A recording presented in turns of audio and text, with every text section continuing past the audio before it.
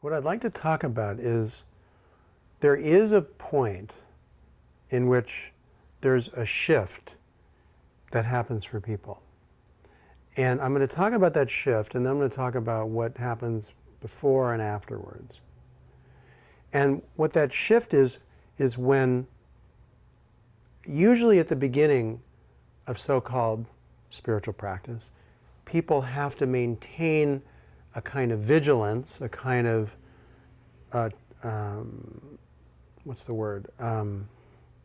diligence to maintain mindfulness. So they go on retreats, they do meditation practice, they follow their breath, they do mindfulness practice and so forth, to really begin to develop concentration and mindfulness. They develop the ability to stay with awareness. Because the natural tendency is to pull away into separation, into projection, into mental worlds and so forth, into compulsive behavior, right? So that the natural tendency is to be unconscious. And it takes effort to be conscious. It takes a tremendous amount of effort to be conscious. Okay. And once one discovers awareness, the same thing, that often it takes a certain kind of diligence to maintain a kind of awareness, you might say.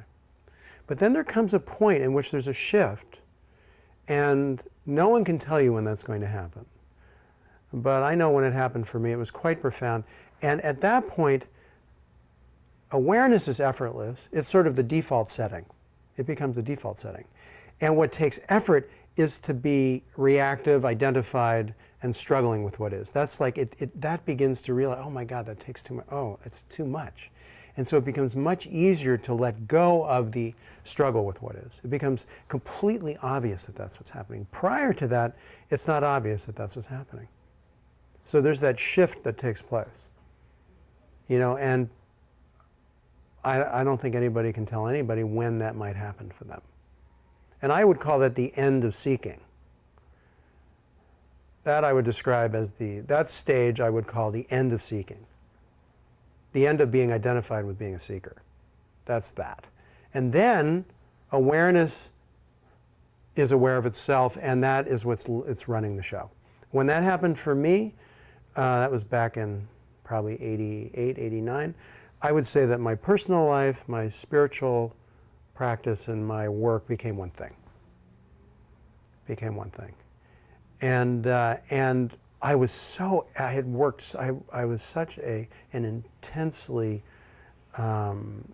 diligent and hardworking meditator and spiritual practitioner, and had done retreats for years and years, and meditated many hours a day, and just worked my rear end off, and it just worked so hard. And after that, it was literally became effortless.